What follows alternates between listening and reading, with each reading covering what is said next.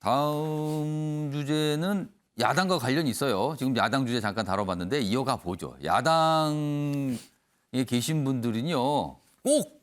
꼭 그곳을 갈 때 꼭 들르는 장소가 있어요. 그리고 여기는 또 여당 분들도 종종 갑니다. 보겠습니다. 욕먹어도 간다. 대구 서문시장이 있고요. 구미에 박정희 생가가 있는데 자, 이거를 어떻게 좀 봐야 될까요? 이 기사는 이렇게 설명하고 있습니다.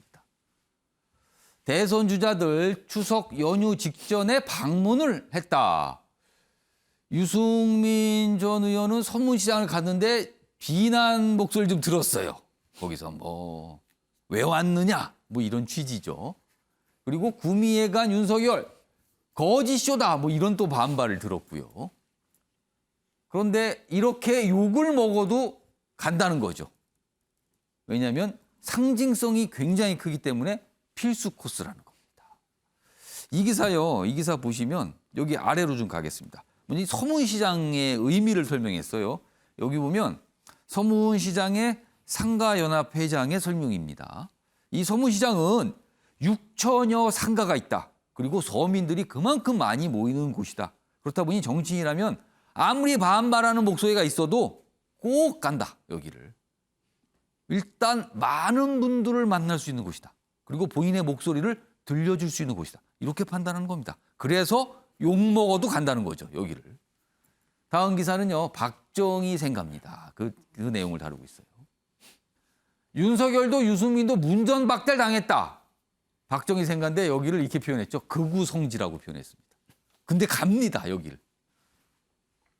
극우 지지층 그리고 뭐 후보에게 욕설 뭐 이렇게 하고 뭐 몸싸움도 좀 있었어요. 최근에. 그렇지만 여길 가요. 근데 이게 과연 좋은 것인가? 중도 확장에는 오히려 역효과 아닙니까? 이렇게 또 인용해서 지적하고 있습니다.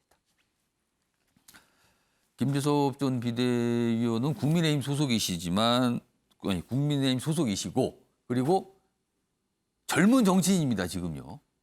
이 서문시장 그리고 박정희 생가 여기 꼭 찾는 거 이거 어떻게 보세요? 저는 뭐 이제 중도층 특히 이제 젊은 사람들이 그 박정희 전 대통령에 대해 생각하는 것은 좀 아무래도 양가적이죠. 그 공과 과가 동시에 있는 사람으로서 인지를 하고 있기 때문에 과연 저 박정희 생가를 방문하는 것이 어떤 의미가 있느냐라고 쉽게 생각이 들 수는 있습니다. 저도 젊은 사람 입장으로서 박정희라는 사람을 만나보지 못했던 사람으로서 예. 약간 좀 막연한 느낌은 있습니다만은 이 박정희라는 정치인이 상징하는 보수층 내에 상징하는 것이 굉장히 큰 사람입니다. 분명히. 우리가 일례로 그런 게 있습니다. 18대 대선 때 당시 이제 박근혜 후보와 문재인 후보가 경쟁하던 시기에 그 18대 대선에서 박근혜 후보가 51%로 48%를 받은 문재인 후보를 이겼거든요. 예. 근데 그 전에 있었던 여론조사에 어떤 여론조사가 있었냐면 노무현 대통령을 존경하십니까? 박정희 대통령을 존경하십니까? 라고 물어봤던 여론조사에서 정확하게 박정희 대통령을 존경한다는 그 여론조사 비율이 51%였고 노무현 대통령을 존경한다는 여론조사 비율이 48%였습니다. 사실 그게 그대로 대선 결과에 투표에 반영이 되었었거든요. 그러니 의식을 안 할 수 없다는 그렇죠. 거네요. 예, 보수 내에서 상징하는 바, 그리고 지금 대선에 직접적인 영향을 줄 수 있는 것이기 때문에 아직 그리고 보수층에서는 지금 20대, 30대가 이준석 대표가 취임한 이후에 많은 당원들이 가입을 했지만 여전히 압도적인 다수는 50대 이상의 유권 그 당원들이 더 많습니다. 예. 이들은 아직까지는 박정희 대통령에 대한 향수가 분명히 있거든요. 결국 대한민국을 가난에서 구제했다라는 그 예. 박정희에 대한 향수 때문에라도 예. 보수 정치인들은 당연히 박정희의 상징성을 충분히 활용을 해야 되고 박정희의 어떤 정치적 업적을 존중하는 방식으로 유권자한테 호소를 할 수밖에 없는 것도 저는 이제 국민의힘 정치인으로서 이해가 좀 되는 부분입니다. 그래서 이런 그 생가 자체가 어떤 의미가 있는지는 사실 저는 잘 모르겠지만 예. 적어도 박정희라는 사람에 대해서 예. 본인이 어떤 식으로 계승을 하고 이 사람의 업적을 나는 어떤 식으로 존중한다는 메시지는 분명히 그 국민의힘 지지층에게 호소할 필요는 있다 이렇게 저는 생각이 됩니다. 김재섭 전 비대위원이 만약에 시간이 많이 흘러서 굉장히 큰 선거에 출마하는 정치인이 됐다고 가정하면 박정희 생각 찾으시겠습니까? 글쎄요, 그때 뭐 한참 후에 뭐 만약에 제가 대선 후보급이 돼가지고 한다 그러면 그러니까 가정을 하면 네, 아마 시차가 굉장히 많아서 뭐 그래도 한 번은 방문하지 않을까 저는 싶습니다. 네. 역시 욕 먹어도 간다 그런 쪽이시네요 지금 그러면은 김지혁 교수님. 네. 여야에 모두 상징적인 장소들이 있어요. 꼭 가는 장소들이 있죠. 그렇죠. 여당에도 있죠 그런 장소들이. 그렇죠. 봉화마을 예. 들 수 있고요. 그러니까 김대중 전 대통령과 노무현 전 대통령이라고 얘기하는 건 민주당에게는 참 상징적인 의미인 거죠.